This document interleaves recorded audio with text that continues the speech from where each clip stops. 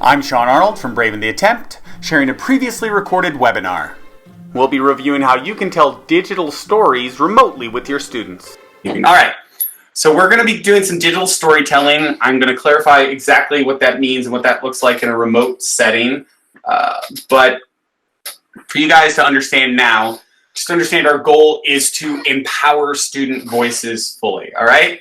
If you're not clear with that reference, let's just skip ahead to the end. Princess Bride fans out there, anybody? All right, so my name's Sean Arnold. I work in District 75. I've been there for like 15 years. I am a special education teacher, STEM coach, so STEM is my world. And I'll explain to you that storytelling doesn't just have to be a literacy thing either. It can work in the world of STEM too. All this other stuff is just fancy things on the screen that show I try a lot of stuff. I fail forward with a lot of stuff. Doesn't always work on the first try. I get it. I'll get more into that in a little bit. The most important thing on this screen is on that right-hand side, that bit.ly link, which I also shared in the chat. That is going to be the most important thing I share throughout this entire piece. That has all your links, that has all the information you're going to need. It has registration, blah, blah, blah, recordings, et cetera, so on and so forth, okay? So if you get that, you're pretty good, all right? So just get that bit.ly link. It's also pasted in the chat. Good? So let's forward ahead. Something I should note, though, as I explain a little bit about myself, yes, I am currently a STEM coach in District 75. That was not my original goal for myself in my life. In fact, I never wanted to be a teacher in the first place. I had some good teachers. I had some less good teachers, but I had some not so hot experiences in school. I had teachers that were mind-numbingly boring. Not that I didn't get good grades. I did okay.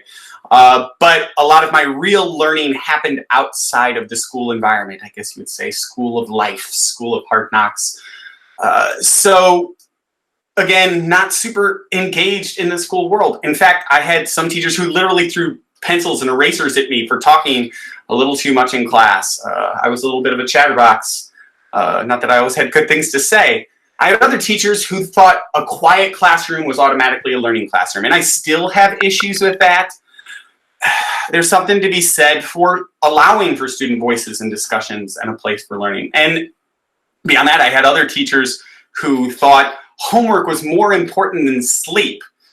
I think some people can relate to that now, especially in the midst of remote learning, where kids are being given overwhelming assignments, expected to be live all day, along with all the other things they've got going on in their lives. It's ridiculous. I had a calculus teacher tell me, it's okay, you can make up for all that sleep on the weekend.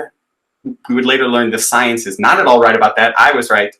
And even beyond that, I knew the challenge of teaching firsthand. Both of my parents worked as teachers. My mom, in addition to being a teacher, had to take second job as a Chicago firefighter.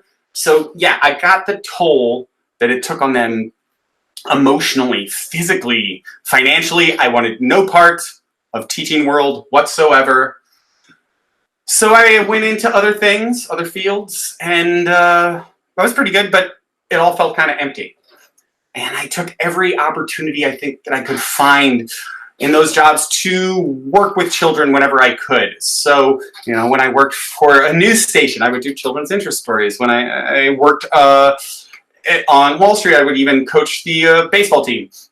Even in my personal life, I would go out and I would go to social parties and events. I wasn't still not a person who's big on parties, but I would spend the vast majority of that party occupying my time playing with other people's kids.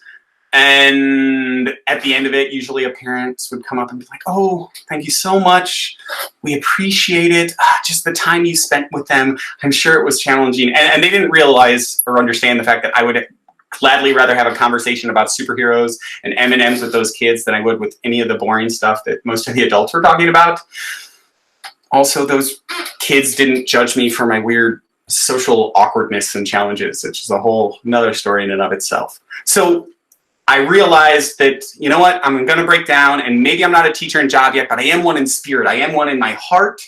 So I decided to go ahead and get my feet wet, and I went into what was the AmeriCorps program, and I taught after school music for students downtown.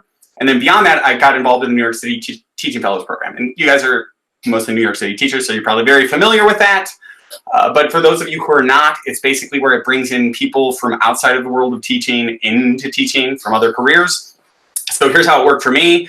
I come in, I don't know if you'd really call it like an interview or an audition, some sort of weird hybrid thing. But I get into this room with a bunch of weird, mind-numbing, boring lessons that these other wannabe teachers are putting forth were generally not great. All the stuff I didn't like about teaching in my childhood. And I had an idea. I was going to take from my experience in AmeriCorps, and I was going to come and teach this cynical group of New York adults how to play the recorders in about 15 minutes. And most of them had no musical experience, but in that time, it was going great, and we were having fun, and it was a blast. And without knowing everything about the notation, I used color charts and things like that I would later use to teach music to young kids. We were doing it, and we were making a game of it. And I was like, this is it. I'm amazing. I'm meant to be a teacher. This is what I'm supposed to do. And so the people who were overseeing the event, they come on up, and they're like, thank you so much for your time. This is not at all what we're looking for. Have a nice day. And so I was a little heartbroken about that. I went off and wallowed far longer than I would honestly like to admit. But after enough of that, some friends reminded me that, you know, you can always try again, right? So after some time, about a year later, I did. I went and I cut my long hair short. I put on a sort of a decent suit and went to go teach a by-the-books quadratic equation kind of lesson. And I say by the books because literally 3 or 4 other people in that same group taught the same one. Not that you can't teach quadratic equations interestingly, but I did not succeed in that moment. It was incredibly boring. It was not engaging for any student, for any human being anywhere. But what ended up happening is they say to me, hey, that's perfectly adequate. Come on into the program. So the lesson that I learned from that was, I guess, sort of keep your head down. Conformity is key. Don't do anything outside of the norm. Don't be interesting or engaging. And the only interesting choice I made early on was I joined District 75. And there are a number of reasons for that, not the least of which is my younger brother, who had disabilities and challenges and was in special education and in the Special Olympics. And I had my own learning challenges as I was growing up.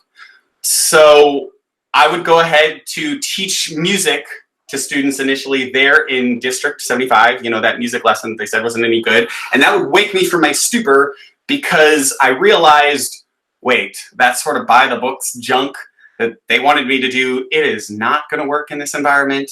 And I would argue it doesn't work really great in a lot of other environments too. But there I was in my first job in the New York City Department of Education, teaching music, which was more like music therapy, heavily to students with autism. And in the midst of that, I was going to try any tool or technique that I thought would be worthwhile and engaging to them. I involved that music. I had some physical movement in there. I dug into the research. There was not a whole lot I was finding. We did games, we did drama, and I incorporated technology for the sake of accessibility. In fact, early on, we decided to play some musical note twister. And that was cool because all these kids I was told couldn't do it were learning it. They were getting their notation. They were learning these complex things of their length and time, and they're making songs together. And I realized, you know, early on, oops, wait, they don't know their left from their right. So I ran out actually to a dollar store that was nearby, just down the block, and I went and I got some socks and some gloves, and I wrote like little L's and R's in different colors, and then later on I color-coded the socks and the things, and we made it fancier. But ultimately, that goes to the point of, okay, I try to bring in all these different facets that I think might work for my students. They don't always work immediately, and they will not. And sometimes you got to be okay with that and forging forward anyway. You have to bravely attempt and struggle through, which is the goal we want to teach for our students too, right? So I eventually learned how I could use technology to make that type of learning accessible for my students, how incorporating music videos that we were doing. And then we started to make movies, and then iPads came along and we had iPad bands, and then I did wholly digital learning. We went into augmented reality and virtual reality with my students.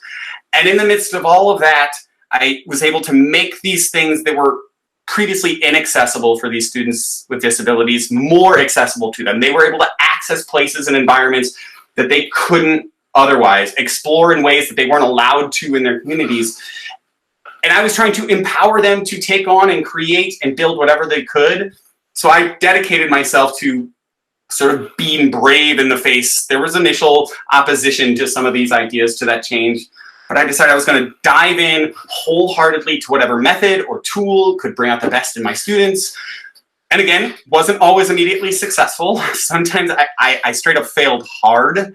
But I would continue to forge on and learn from those experiences. And now I found myself more bravely sharing, even though this isn't wholly comfortable for me, about myself and about these things that I've done. Yeah, not my comfort zone, but that too is teaching me, and it makes my brain link it to something else, which was the first Special Olympics. They were held back in 1968 in my hometown of Chicago, which is where I grew up, in Soldier Field. Go Bears. Eunice Kennedy Shriver, the amazing woman, she would speak these words there that day that would eventually become the motto of the Special Olympics. And it goes, in ancient Rome, the gladiators went into the arena with these words upon their lips: let me win.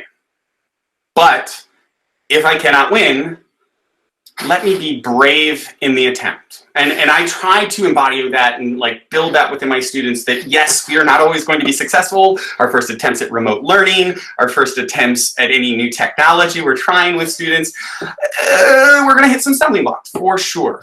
And it may not be successful that first time around, but we can bravely attempt it each new time. We can push through. And yes, this is sort of a long-winded story. And why do I go through this, my entire background? And you're like, where is the technology piece? Part of the reason for that is just to illustrate to you that information is always more powerfully shared through stories than through anything else, through data, through numbers. And I say that as a numbers guy, a STEM guy. But stories are part of our culture, part of our humanity. Stories are the collective uniqueness of us. We tell stories, and here's some data on it saying how data isn't the big thing on it. Every time we walk into our classroom, every time we get into our remote classroom, we're telling our students a story of who we are. We tell ourselves that same story. Our brain doesn't take our life as a series of random events, but we make it a narrative. And we're telling those students a story of how much they mean in our lives and how are we connected to them. Everything we're doing, we see meaning in it through that story. Even more powerfully, if you're familiar with the concept and an idea of cognitive dissonance or mental models, people who might believe something that is not inherently true, let's say, and I don't want to get an argument for those who might feel otherwise, but let's say the earth is flat. Or not, I'm sorry, the earth is round and not flat. There are people out there who believe, nope, the earth is definitely flat. You can't tell me otherwise. You show them a picture, you show them data, they're like, no, that was faked by NASA. I know it was faked by NASA. So no amount of information is going to change that. People who have feelings about different ethnicities, people who have feelings about refugees. But stories show that they're more powerful for overcoming cognitive dissonance. Even if you tell somebody in advance, this is not a true story, this is a film, it's still powerful at overcoming those cognitive dissonances more than anything. And even more so if that story is multimodal, if I can see it, if I can hear it, if I can interact with it in some way, right? So to that point, stories are powerful on the brain. Stories are huge. But more than that, even though it connects to oxytocin and the cortisol and the dopamine in the brain, stories are who we are. They're how we connect and know each other, all right? So let me say this, reading, writing, and storytelling, in case you need some clarification, no, this isn't a session on where you can find awesome stories. I do have lessons and links on that. This isn't a place where you can find celebrities who will read to your students. I do have links for that. This isn't also about writing a reading response or reading comprehension response, because that's not our students' stories. Yes, these tools and things I'm going to be sharing with you can be used for those sorts of things, but this is more about empowering students, even without physical voices, to share their voice, to share their story in whatever way that we can, all right? So that's moving for these new methods. The reason it's digital is also to make it more accessible for these students to express their voices, many who couldn't otherwise. And it's not going to be about the tech, right? These are a few key notes. It's not going to be about suddenly creating cool things. It's about creating meaning for people. It's about telling that powerful story, connecting those voices. And I also want to clarify, when we talk digital stories, I'm not exactly talking adapted books either, not that you can't use picture symbols and some of the stuff I'm going to share with you, and it is possible, but that's just retelling another story. It's not telling our own. So making a full-on digital story. Here's a few keys to that. I'm not going to read through this for any of you. I think you guys can get this, but it is about finding that passion in your students, in yourselves, if you're telling your story. Make it complete, make it as visual as possible, but also don't overwhelm everybody. Keep it simple, you know, and see what others think of it. All right. So on that note, I'm going to share this little video with you. That is a story that represents these stories aren't just in English language arts. So whatever subject area you're working in, make it happen. Let's turn this up.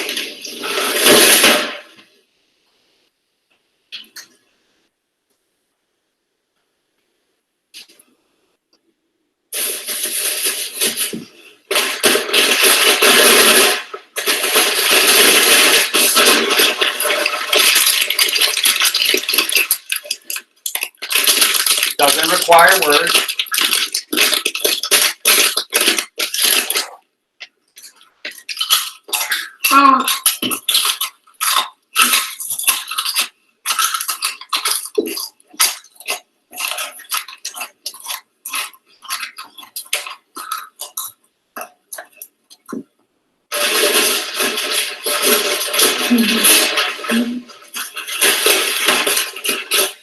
And then after that, I'm asking students to go ahead and estimate how many cookies were eaten, how many remain, those kinds of things. This is easily something, and is something, that you guys could create in your own homes. Students can recreate in their homes as they exist now remotely. It doesn't require you to be in your school building. There are tons of apps that do this kind of stuff. I'm not going to obviously go into all of these, but I do have many of them linked there in the agenda if you want to dig deeper. I'm going to focus on a few ones that I think are really nice for remote learning. Here's one of a student telling a story, using one of the tools that I'm about to show you about in remote learning. This one used Adobe Spark. Class VO5 heads to medieval times, and ready for our trip to medieval times with our own custom-made Would much shirts. rather be medieval times. We went on the bus to New Jersey, and it was an amazing ride. Many coats of arms hung from the ceiling. This is our class coat of arms, drawn by Mr. Vega and designed by Miss Howley's class VO5, the best. We watched the yellow and red knight versus the yellow knight, and we ate a 4-course meal with our bare hands. Knights prepared to joust in the final tournament at the end. The Royal Blue Knights versus the Volcano Red Knights. All you're gonna hear is boom! Now we know how to follow the code of chivalry. And our team already lost, but we still had fun. Narrated by me. Alright. So, as you can see, that particular student, very expressive vocally. If I had asked them to write that out on paper, they would have given me like maybe a sentence, possibly, at best. And I'm much happier to have that kind of a story. All right, one more as a sort of interactive. I'm not going to play the whole thing of this because it gets a little long. This is using slides. When I was born a monster, my mom and dad passed away. I eat people and children, and I'm 10 years old, but I lived for 100 years. All right, we're gonna force it ahead. A little dark, but I kind of like that. She's hilarious. She's a hilarious young girl. All right, here are the 4 tools I'm going to show you. Google Slides, and as I clarified in the chat just a moment ago, yes, this one I'm presenting using Keynote. PowerPoint has a lot of these other cool animation features that I'm doing. It's just that I didn't want to have to redo it, and I already made this in Keynote. I'm going to show you some ways to use Google Slides that you can tell a lot of fun multimedia stories pretty simply, and your students can do the same. I like Google Slides for it to start with just because it's easier, especially for the students. Then I'll show you some Storybird and Book Creator. Book Creator is an awesome way to create enhanced books with tons of multimedia content, and it has amazing accessibility features built in. So for all your struggling learners, want students with disabilities, great. Storybird, very pretty, visually lovely app. It's nice that you can create these sort of story challenges in there for your students. I will say then I'm going to do Adobe Spark, which is more that video piece if you guys are looking for some more of that. And with that, let's go ahead and start demoing some of this stuff, all right? All right, so you see my Google Slides here. This is a storybook template. I've shared this out. You guys can all start with it. One of my favorite things, though, to do is to start with a simple one-image story with students. If they're not used to this, begin there. And each slide is literally just one page for each child. So this could be page for Carol, this could be the page for James, and so on and so forth. And then I just have to assign one that all, if you're using Google Classroom, the students can collaborate in, work on together, and I don't even have to divvy it up. We're all just looking and working together on that same slide deck. Now here's what you can do in that. I think you guys get to a certain degree how slides works, but what's really nice is that all the stuff is built in, so I don't have to go searching outside of it. There is this insert image, and I can pull these in from my drive or from a camera. So if I want to take a live photo of myself, let's go ahead and do that. There we go. Let's insert that. There's my live photo. Let's also go ahead and insert an image that I'm going to find from the web. Maybe this is a story about learning from home. Why not talk about what we know? There we go. That's a good picture. Insert that. Great. Let's just give this a name. Again, depends on how much text your students are capable of. You can go ahead and add those little boxes for your students to work with from scratch. On each side, you decide. Maybe your students are literally only capable of writing enough text to go ahead and put a title. That's fine too, you know, each according to their own need.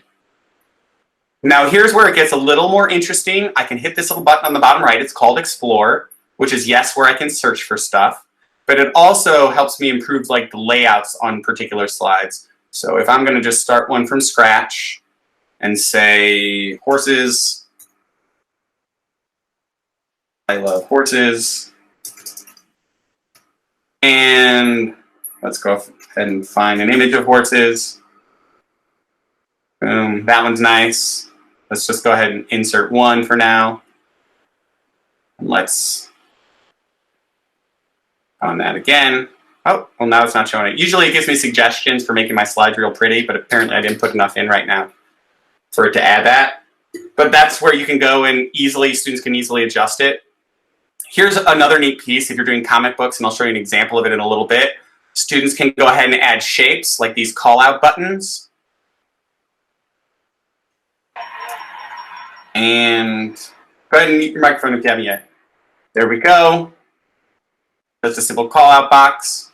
And then students can even insert drawings. So if I go ahead and go to insert again, or even to this line shape, there's this scribble button. And using scribble, I can go ahead and start drawing things in my pictures, right? And add my own illustrations to this page. Great. They can do it separately outside of slides in a thing called Google Drawings. I'm not going to dive deep into that because it's easier if they do it straight from here.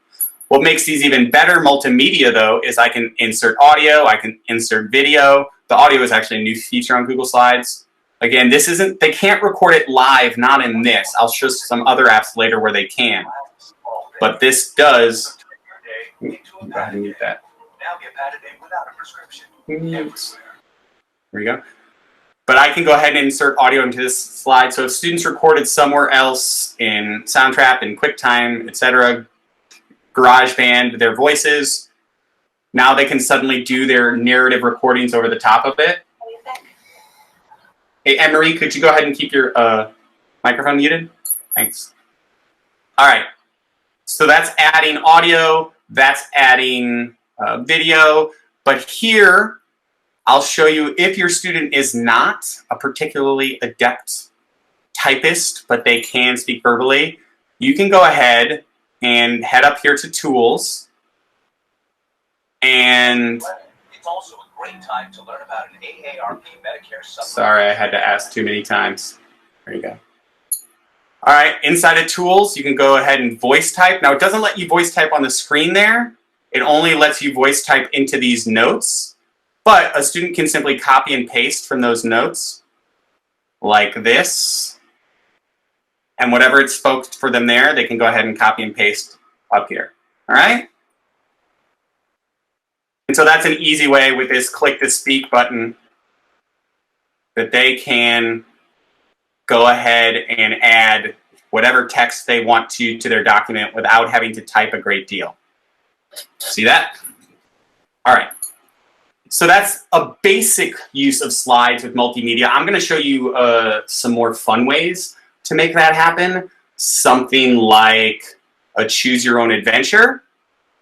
Here is this Frostblood narrative in slides that we're creating, just telling a story. As students play it, they go through. But now I've created these two choices for students. And here's how that works. If you're familiar with hyperlinks, they're usually things that link you to websites within a document, right? But instead of linking within a document, I can go ahead, let's add a third choice here. See, run away. And if I go ahead and right click, I can go ahead and add a link.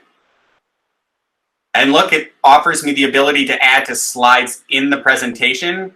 So honestly, it's way better if you start naming the slides. These slides, I only just gave numbers. So if you go ahead and put like a title text at the top of each slide, it will give that slide a name. Make it easier for you to know which one you're linking to. But that's a cool way to create these interactive stories or for your students to do so. Separately, I mentioned comic books. Using simple animations on slides. So I can go ahead and take any of these objects like this and go ahead and head up to, let's stretch this out so we can see it. I got to zoom out just so I can find it easier. There it is. Animate. And you can choose any sorts of animations you want. Of course, these aren't as full-featured as the animations I was using in Keynote and PowerPoint, but for our students, especially if they're beginning, it gives you more than enough animation. So we can go ahead and create things like this that are like an active comic book as it's being read and they're discussing it. Or different characters are having a chat, talking about osmosis, right? So that's just a fun way that you can build a fully interactive story within Google Slides. I'm going to go to my next one, which is Book Creator. Now, Book Creator, as I said, is a way to create enhanced storybooks. And it does have features that enhance accessibility. All right? So, let's go ahead and get to a little example book. Well, this is the one I was playing on the other day, so let's just go to there. Actually, I'm sorry, that's not what I intended to do. I meant to show you an example book first. So let's go ahead. We'll look at this one live. I'm going to hit play on it. What's neat about these is if you've created these books and you put them live, they're easy to share once they're published online. You can download it as an ebook, but if it's published online like this one is, or was, from in there, you can read it online. And this is a link that I can share with students, and they don't have to worry about any of the complexities. I can easily share it to Google Classroom or copy and paste a link or embed it on my school's website. And I'm going to hit read to me. Amazing. That's going very slow. District 75 students visit the Intrepid. The Intrepid at dusk. Table of content. And it automatically turned the page. I'm going to speed up that voice. Yeah, choose that voice. And they have voices for other languages too, and you can speed it up. All right. So, inside of here, if you noted on that first page, it said something called the Intrepid at dusk. Now that word doesn't appear anywhere on the page, but if you are familiar with alt text for people with visual impairments, that is what was embedded inside of this. So even my students who are visually impaired are able to get an understanding of the pictures. As you can see, there are hyperlinks embedded on this, so it takes me to certain pages so we can learn about this. We're not going to get to have our STEM fair, highly likely, this year, but this shows what it's like so students are prepared for it. I will say Book Creator is a freemium site, and what I mean by that is totally free for, I think it is up to 60 books on here. I'll show you how you can create student groupings, but honestly now, even the bells and whistles and all the normally subscription-y level stuff is also free. But in general, make a ton of books with your students. That part's totally free, all right? Always is, always has been, always will be. I will say the app version that's on an iPad, which is not great for remote learning, only allows a limited number of books, usually like 1 or 2. This allows like 60 on the free version. So that's why I like this web version a little better. I'm gonna head back though to how we make these books. Let's stop publishing that one. Head back over to my books. I'll show you that example in a little bit. So let's start on the first page. I'm going to get rid of some of these because this was just extra add-ons from the other day. So I'm doing a simple book with picture symbols about student actions. Let's delete that too. How do I get started? Well, when I'm ready, you can simply click New Book. Lets you know all the different styles you can do it in. Portrait style, different style comic books. But I'm going to do my regular style of book here. You know what? I don't like that peach colored background. I'm going to head up here to the I button. I can choose all sorts of backgrounds. See, even writing, if that's something you want students to practice. But that gets a little too confusing for all of my kids. So let's just keep it simple. Ooh, more like that. Yeah, there we go. That's better. Again, patterns. I think you guys get how changing page color works. But while I'm on here, if I want to add anything, I just click this little plus button at the top. Let's go ahead and first import some images from the web. Action, icon. All right, maybe I like that one. Cool. And if I want to make sure it doesn't have a background like that, then I could simply search for action, icon, PNG. And usually PNG images are good to remove the background. It's not 100% of the time, but most of the time. There you go. See, so no background. Great. All right. If you noticed, I'm not going to go through all these, but you can add your own files from your computer. You can add maps straight from Google Maps. You can embed full-on web pages in there. So your books can get pretty advanced. I didn't mean to add from my computer like that. And I'm going to stick to some of these simpler things, like adding from my camera, again, taking a picture, or this actually lets me record a video live into it. Hey, students, actions are when we move and when we interact with things in our world or with other people.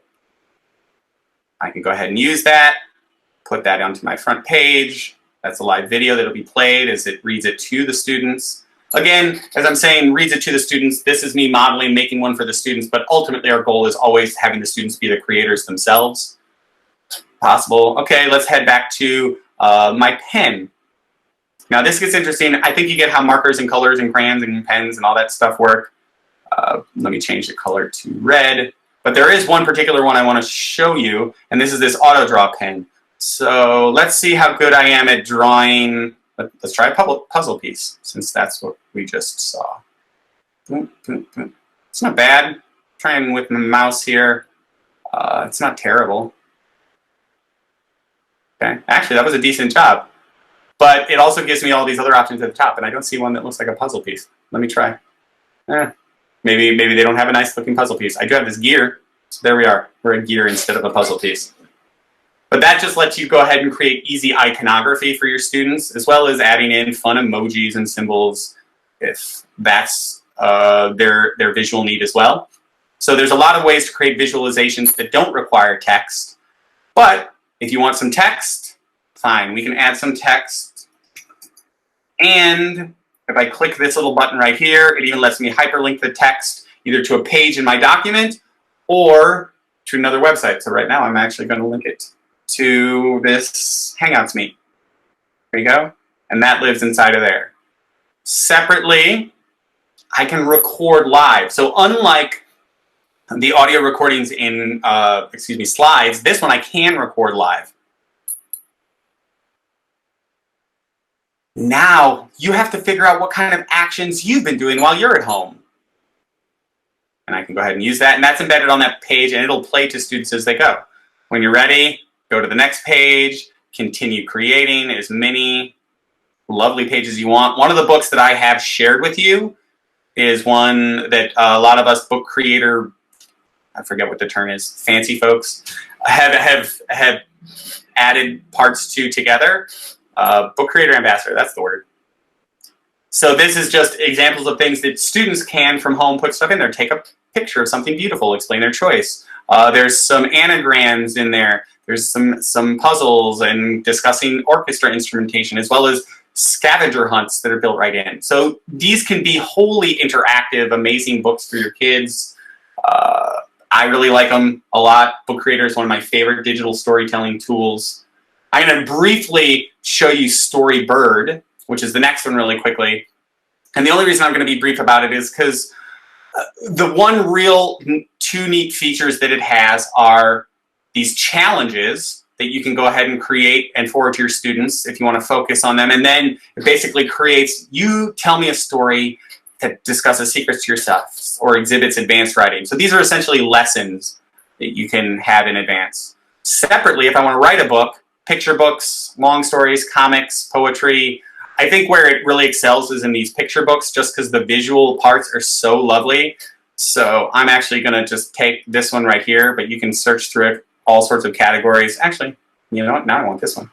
Everyday Magic, and we're going to do it Magic at Home by John. And if I don't like that first page of it, I can change it. I can adjust it. I can go ahead and change the fonts. Fine. I think you get that. I can change the layout. I think you guys understand all those basics of formatting. But here's where I get to my future pages. I can take one of these images from something else, like this, decide how I want it laid out on the page, maybe more like that, with just a little bit of text. At home, I feel powerful like a wizard. Go to the next page, continue to add, next image, right? Move it around, add your text anywhere you want it. And it can create an amazing visual story pretty easily that's consistent because it gives you related art for your students to use. So that's essentially what Storybird is. I'm not going to go deep into that because I want to save us some time for Adobe Spark, which is a more video-centric kind of platform. It does a whole bunch of everything. And yes, Book Creator can be used on an iPad, although I recommend the web version more than the app. If you're going to do it on an iPad, though, you're going to want to use the Chrome browser if you're using the web version on the app. All right. So I can create all sorts of projects, flyers, collages, web pages. I'm going to show you a web page example that I have done with students. But it really is in this web page just a bunch of different projects embedded by students as they were showing me a visualization of how fractions exist in their home and in their life, generally with food. So let's present it the way it would look as a website. And actually, they're fairly easy to meet. But putting together these pictures, 1/4 of these pictures are a hamburger.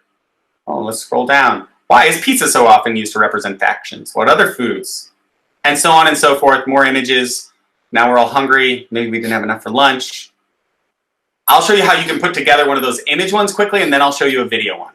So if I want to make a quick collage, just choose collage. Let's find, what kind of food am I in the mood for? Let's look for tacos. There's some tacos. There's some tacos. There's some tacos. And now let me look for burritos. Oh, now we have to tell the difference between burritos and tacos. All right, next, I choose my layout. Let's just make it a square. And now it's formatting it. And it's going to give me a whole bunch of formatting options, just like all the other ones. You can mess with the templates. You can mess with the design to make it pretty and change your layout, right? So if I want it more like this one.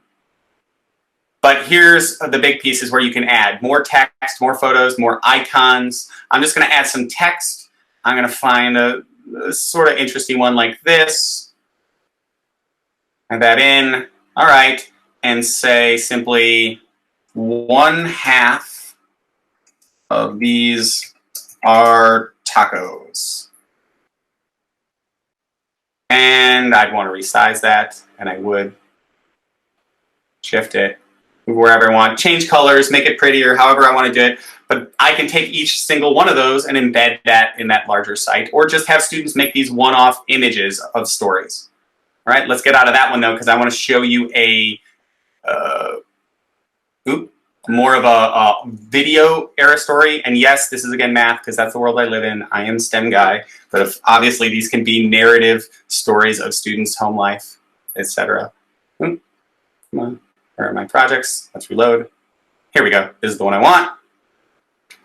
So I'm just going to play this one. If you're not familiar with the concept of 3-act math, it basically just sets up math problems more openly, makes it easier for students to learn as a sort of introduce the problem in the first act, go into details in the second, and reveal in the third, and set up your next 3-act math puzzle.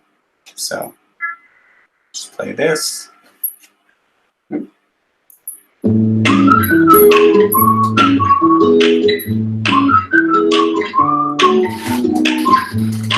One. And the screen's about to go dark for a second. Don't think it broke.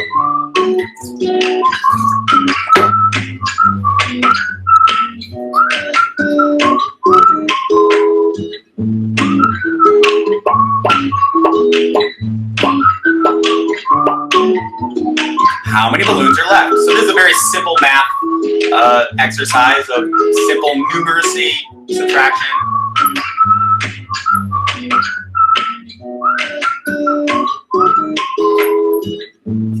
Revealing 10 and 7. So now we know that 3 balloons remain. Act 2. Act 3, we reveal it as a whole, because we didn't actually say 3. And as you'll note, there's very little math language involved here, which makes it much more accessible for students. Just open real-world experiences. 7 sad children at the birthday party. Wah, wah. All right, so I'm gonna head back. I'm gonna create a project. I'm gonna create a new video. What's really nice is when you first open up to create a new video, it gives you these sort of templates to begin with, depending on the kind of story you want to present. It's just gonna go at home, and I just chose a simple story. It has these sort of story arcs for hero's journey, for teaching a lesson, etc. I went simply to a very simple storyline. So I'm going to start on this first page. It's only going to be my title. Actually, maybe I'll have a picture too. Working at home. And so I'll change that actually to a split screen so I can add a photo of it. Go ahead and search through their free photos. Work at home. Oh.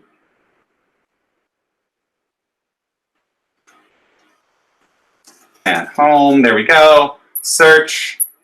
Sure, that looks almost like my life. Next one, let's add a new page.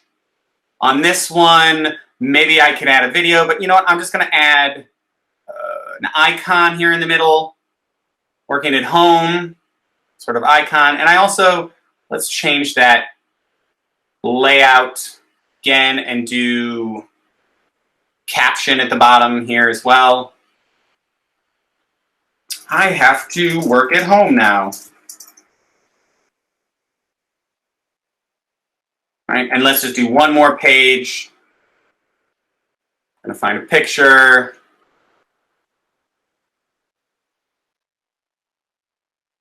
All right, that works for me. Oh, that doesn't look exactly like me, but fine enough. I could have taken a photograph. Let's use this one instead. It can get lonely.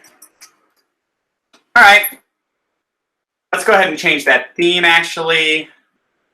More like this, blue. And then go ahead and add my music. Well, because it's sort of sad or thoughtful, I'm going to choose this one. All right, you can even add your own music in the background. And here's where it gets very interesting. That record piece, if you've noted here at the bottom, Students or you, just press and hold. I'm working at home. It seems to be a necessity because everybody's getting sick. But there can be a real downside to working at home. These other ones, I don't need credits. And when I'm ready, I can go ahead and play that. I'm working at home. It seems to be a necessity because everybody's getting sick. But there can be a real downside to working at home. All right, real quick, easy story. Like I said, you're limited on each page to about 30 seconds of audio or 30 seconds of video. I know I went through these relatively quickly. In this one, this is the more advanced. I generally have students be making their own books. Like I said, I usually start there in the Google Slides with a simple image on each slide for kids. So if your students haven't done any of these before, that's where I recommend you begin.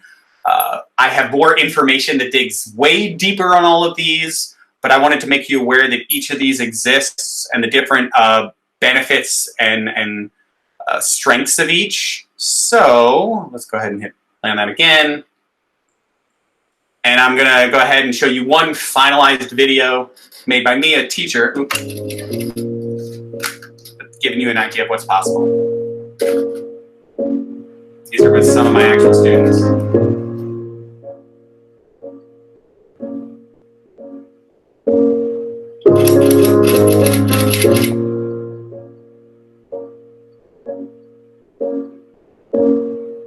Many of these non-traditional learners are frustrated with school, but research and my personal experience show playful learning is powerful. Game-based learning and All right, I'm going to stop it right there.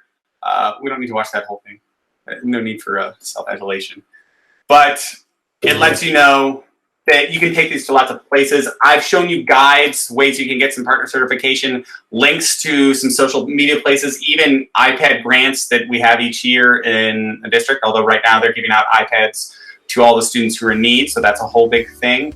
And other than that, there's this link on the bottom.